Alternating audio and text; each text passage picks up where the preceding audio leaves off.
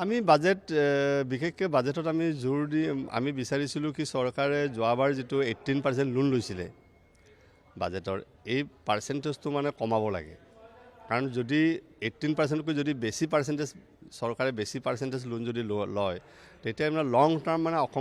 অসমৰ অৰ্থনীতিৰ এটা কুপ্ৰভাৱ পেলাব মানে যদিও চৰকাৰে চিফ মিনিষ্টাৰে কৈ আছে ফাইনেন্স মিনিষ্টাৰে কৈ আছে যে তেওঁলোকে FRBMৰ প্ৰেছক্ৰাইব লিমিটটো তেওঁলোকে পাৰ কৰা নাই প্ৰেছক্ৰাইব লিমিটটো পাৰ নকৰিলেও ভৱিষ্যতে এইটো ক্ৰছ হৈ যাব আৰু ক্ৰছ হোৱাৰ লগে লগে আমি যে কেৰালাত যিটো পজিশ্যন হৈছে আজি লোন লোৱাৰ কাৰণে আজি পাঞ্জাৱত যিটো চিটুৱেশ্যন হৈছে আমাৰ অসমতো এইটো চিটুৱেশ্যন হৈ যাব সেইটো কাৰণে আমি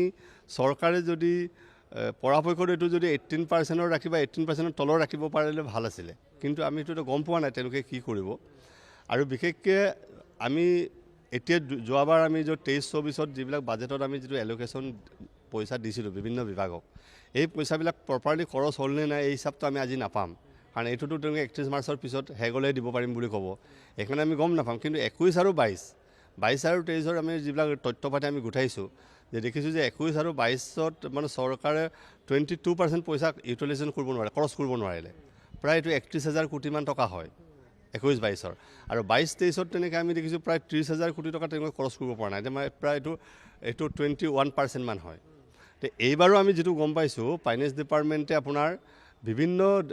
জিলাৰ উপায়ুক্তবিলাকলৈ মেছেজ দিছে যে যিবিলাক পইচা খৰচ কৰা নাই এই পইচাবিলাক ঘূৰাই দিব লাগে আৰু আমি যিটো গম পাওঁ যে PWD এগ্ৰিকালচাৰ আপোনাৰ পঞ্চায়ত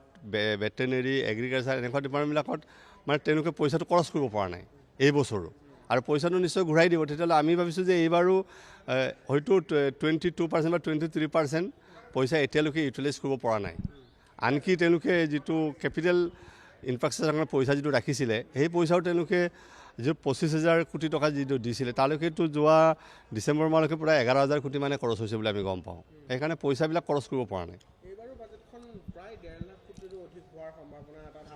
হৈছে হয়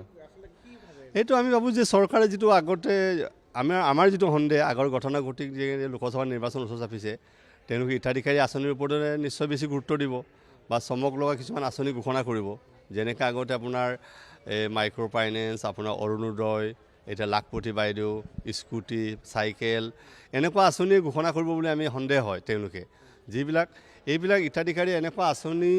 চৰকাৰে ঘোষণা কৰাৰ কাৰণে কি হয় এটা পাৰ্টিৰ কাৰণে এটা ভোট বেংক সৃষ্টি হ'ব পাৰে বা ইলেকশ্যনত তেওঁলোকৰ অলপ লাভ হ'ব পাৰে কিন্তু আল্টিমেটলি অসমৰ অৰ্থনীতিত এইটো কোনো মানে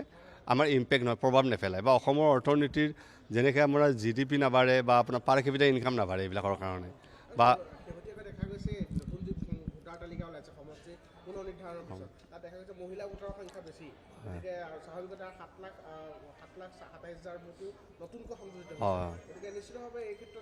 তেওঁলোকে তেনেকুৱাই কাৰণ এতিয়া যেনে আপোনাৰ লাখপতি বাইদেউ বুলি যিবিলাক ফৰ্ম বিলাই আছে পইচাটোতো দিয়া নাই আৰু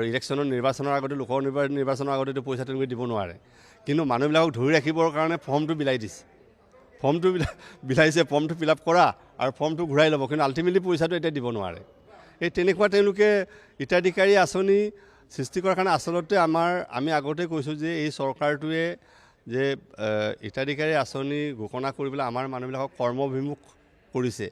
যে আগতে অসমীয়া মানুহ এতিয়া একেবাৰে মানে কৰ্মবিমুখ হৈ গৈছে কাম কৰিবলৈ মানুহ ইচ্ছা নকৰে চবেই হিতাধিকাৰী আঁচনিৰ কাৰণে ৰৈ থাকে বা চবেই এইটো কাৰণে বিচাৰি আছে